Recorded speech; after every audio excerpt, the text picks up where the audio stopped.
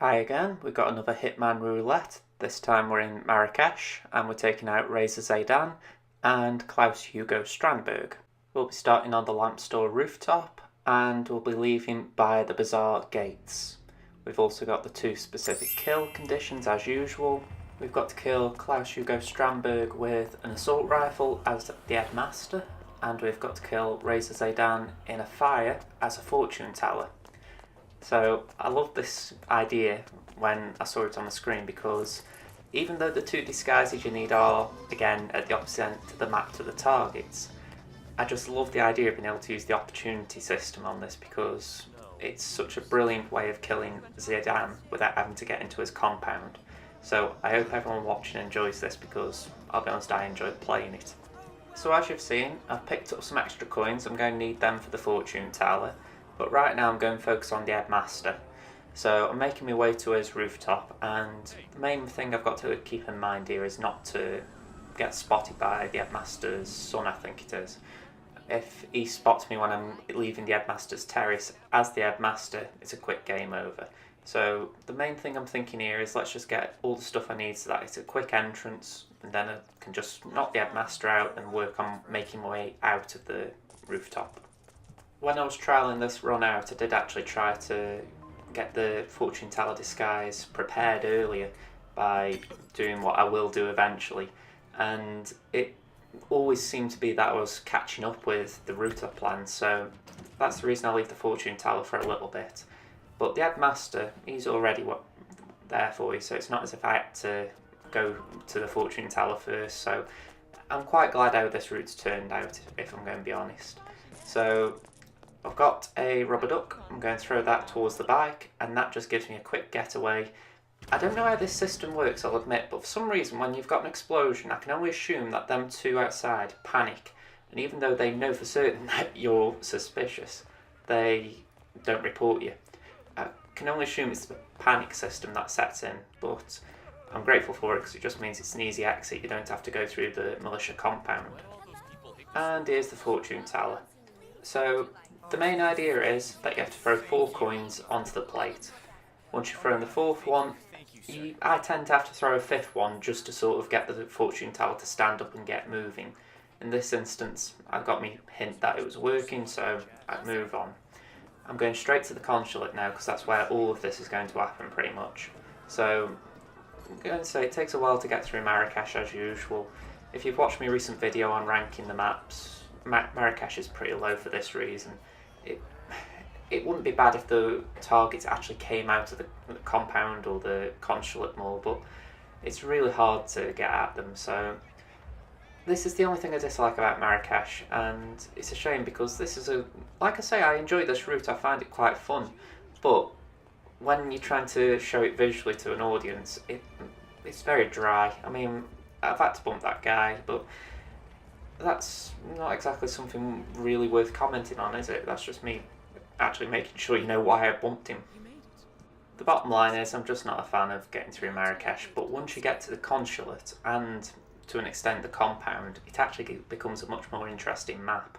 So what I do here is I was going to take out the camera, sorry, that's why the gun's out, but instead I'm going to knock out this guard. Now he's looking straight at me, so as soon as he turns around I'm going to knock him out and then put him in the little closet that's beside him.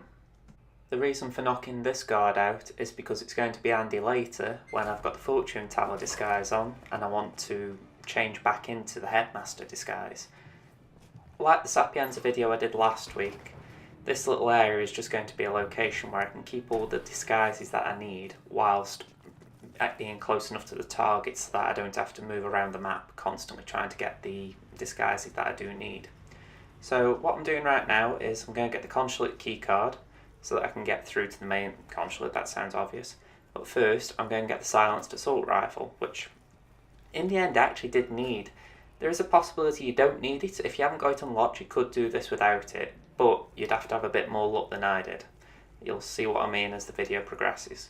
But right now, I've got the consulate keycard, I've picked up the 2 remote explosives, which, to be honest, I only really use one, but the other turns out to be a good distraction.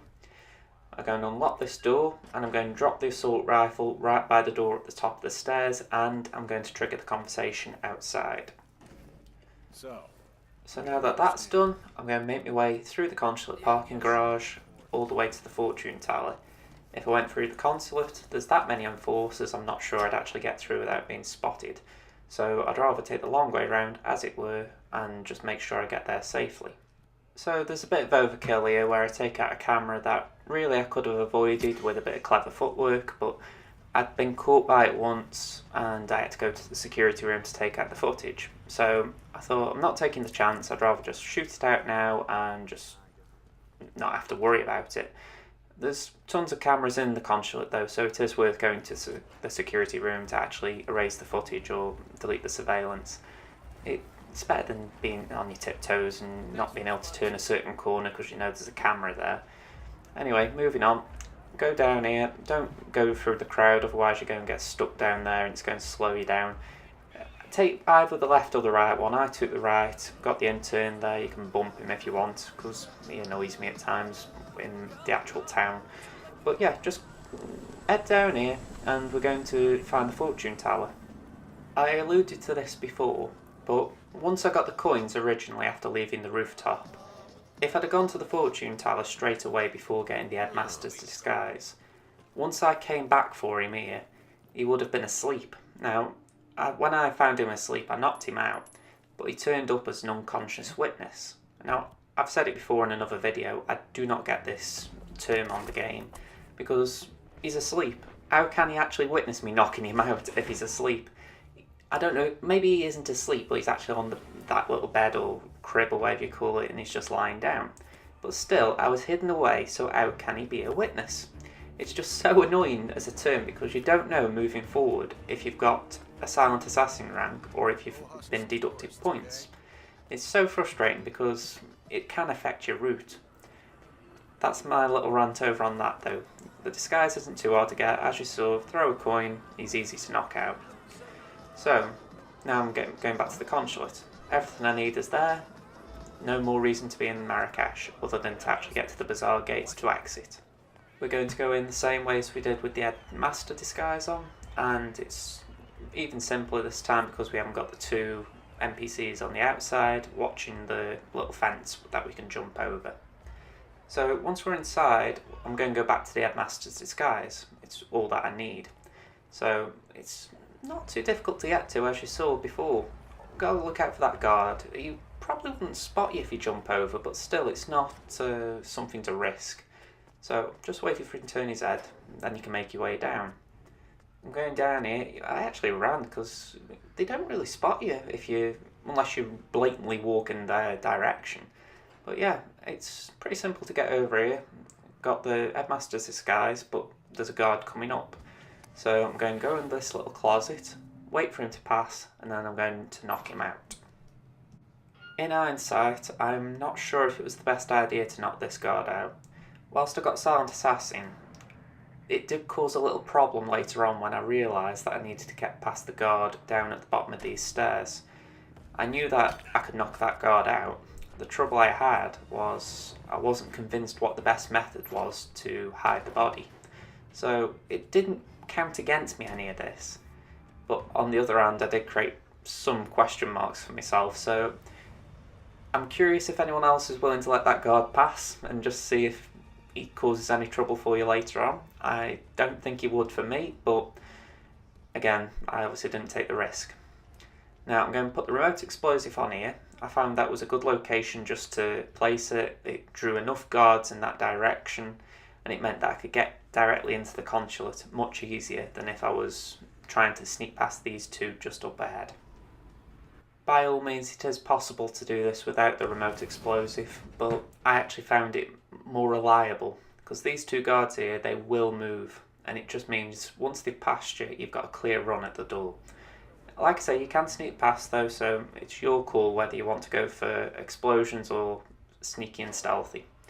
Either way, once you're through here, you pick up the assault rifle, and from there all you got to do is get past the guard on the stairs. I threw a coin and it did work. Now I say it did work like that because I realised I put a bit of inflection on it because it worked on this guard, but it caused a problem straight after, which you're going to see now. There's a consulate security guard there, and he turns around just as I throw a crowbar. So I've got a problem already.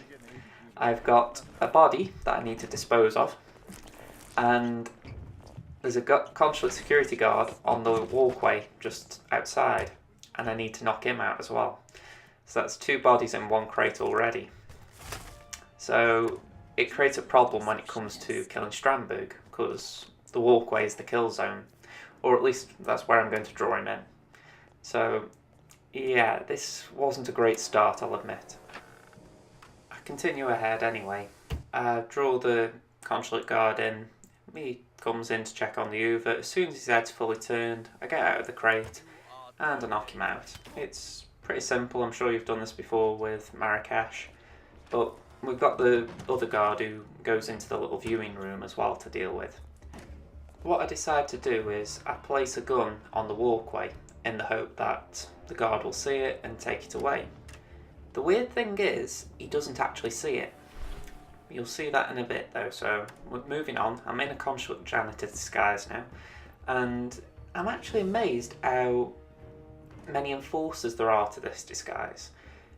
I know that there's a internal logic that the idea is security especially, and the janitors should be able to know who they are. You know, it's know who's in the building. But on the other hand, it's like, really? You know, there was quite a lot of enforcers around the area I needed to get to, so I was a little bit put off by that.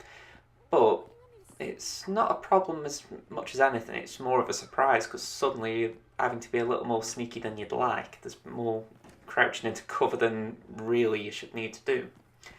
So I've picked up the safe code there. I got spotted by a camera, so I had to take the security out this time. Like I said before, it's best to take it out just so you don't end up sneaking around and going in areas you don't need to go. Just moving back to the point about picking up the safe code, for those of you who haven't completed the opportunity in the main game, that safe code allows me access to call Zaydan, and by calling Zaydan I can get him to come to the consulate parking tunnels. I'm not exactly sure what you call them, but the idea is you can draw him in and he stands right by a fire, by an oil drum that you can set on fire. So it's very important that I got that. I haven't got any breach charges on me, and I don't want to use a remote explosive to access it, so that was the only way I could do it. At this point I've got everything that I need set up. All I need really is for both targets to be in position. And the trouble is Strandberg is still a little bit away, so there's a temptation to push forward and to try and get the call through to Zaydan. By doing that though, you risk Zaydan walking off and the whole opportunity fails. So I decided to change back into disguise and just wait for Strandberg to turn up. Because of that, I'm going to skip ahead until when he does. It's be about a minute or so. Okay?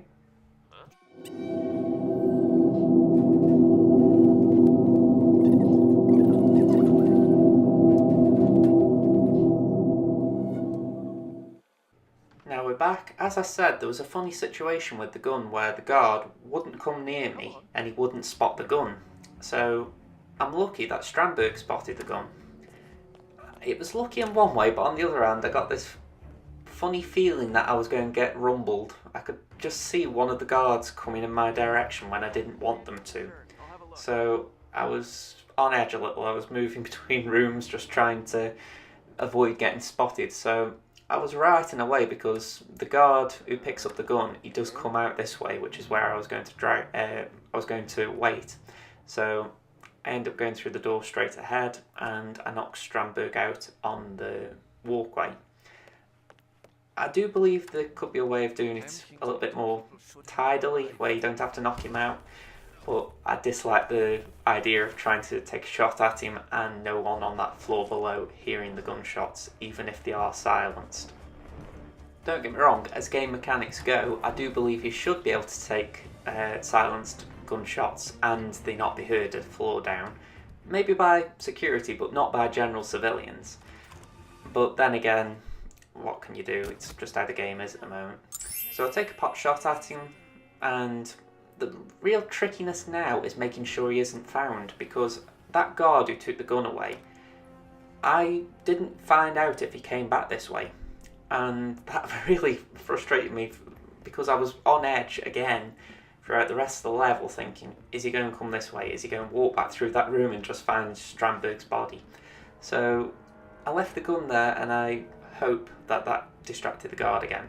It could have distracted another guard, and the one who took the first gun away, he didn't spot it, he didn't go through that room, should I say. But I've got no clear answers there. Whichever way, Strandberg wasn't found, so I am quite happy how it was ended up, but I'm not sure if it was more luck than judgment. At this point, I'm really wishing I can find a contract for that janitor, because he is a right sod. You just can't sneak past him. I mean, I didn't watch that back, but I'd assume that took me 30 seconds or more to sneak past him. He is annoying. But moving on, got the remote explosive. I throw that towards the security guy just to get him out of the room. As soon as he moves, I'm going to unlock the safe. One of the good things about this opportunity is there's not really a rush once the call is made. It is handy if you can make the call before killing Strandberg, but you need to know Strandberg is going to be on the balcony very soon. You can't wait too long. But if you've got a feeling he's heading that way and you can get in this room, try and do that before killing him. Otherwise you end up like I am here, where there's a little bit of a wait for Zaydan. So I made use of the wait by knocking out a few guards who were in my way, but ideally you want to just be able to get down there and take him out as fast as possible. A small point of interest here, make sure that as you're going into the consulate basement or the consulate garage, do not bump into anyone who can observe you. I accidentally bumped into a security guard just as I went through this door, and I was immediately in combat. They're small things, but just keep them in mind, because I just had a moment of madness and it ruined an entire run. So, as I say, just keep it in mind. Again, it's not too tricky to get through this garage area. You just have to wait for the patrol patterns to line up so you can sneak around them. At this point, to be honest, I could probably run. Like full run, but crouching's best just in case that guy there looks up and sees. Jump through the window and then drop down into the little stairwell, I think you'd call it. So yeah, after that we've just got one guard to deal with really, and he's a little tricky to get. He's in the way in the sense that you can't really sneak around him, but on the other hand you can't hide him either, especially how I've lined it all up. So I was struggling to think of a good way to move him, because I thought a coin could end up drawing him in and then I've got nowhere to hide him. So my main thought was, can I distract him to a point where I can actually run around him? But it turned out that isn't the way I had to do it. As you can see, those gunshots didn't work. He either didn't hear them or he wasn't bothered by them. So I wait for him just to go back on his route. I think if I come out of cover now with a gun, he's just going to spot me. So I take my chance, take a shot, and I was hoping that he would stare pretty much at the wall. But instead, he looks partly in my direction, which means it's a no-go, my little idea. So I think, right, distraction time. Let's get him in this area, maybe he'll do something from there. Again, he just proves quite annoying, but he does come close. I had a glitch at this point where I couldn't get the throw menu up, or the throw UI or whatever you call it, so I had to race and knock him out manually. I was a bit annoyed at that because, you know, you do want to just throw the wrench and knock him out. But anyway, there wasn't much harm about it. Once we're at this point, we've got another guard to sneak past. He's looking directly this way, so you have to duck behind the pillar as quick as possible. After that, though, it's more about just getting him to turn around. So I threw a coin, and that did the trick. As you saw, Zaydan is on his way, so it was pretty important I got into position as fast as possible, and as luck would have it, I am in position. I shoot the barrel, it's all lined up. So the only thing I need now is just to be able to get Zaydan to turn around, because once he comes in here, he is looking in my direction. If I'd had more time, which I could have afforded myself that if I'd have wanted to, I would have knocked everyone out in the tunnel and made it so that I was behind him to shoot him, because I've got to leave the tunnel that way anyway. But because I was trying to go as fast as possible, it turns out that the best way to do it is actually to get Zaydan to turn around. So I throw a coin, and from there all I have to do is shoot the barrel because he's looking. Well, shoot the oil, should I say, not the barrel. But yeah, that's all done. And now all I need to do is change into the disguise of the second guard I knocked out in this tunnel, and I'm free to exit. So all that's left for me to say right now is thank you for watching this video. If you've enjoyed this video, could you please leave it a like? I did enjoy making this, I must admit. Marrakesh isn't my favourite map, as I've pointed out, but I did find the idea of the Fortune Teller and the Headmaster to be quite a challenge, especially when you include an assault rifle which takes up one of your smuggles. So I thought it was an interesting idea. If you haven't already, subscribe to my channel. There are more roulettes and more Hitman videos on the channel that you may enjoy. I'm hoping that next week I can release another roulette, hopefully in a location I haven't done before, so it might be Bangkok or Colorado, Hokkaido, or one of the Game of the Year locations. We'll see. Thank you for watching though.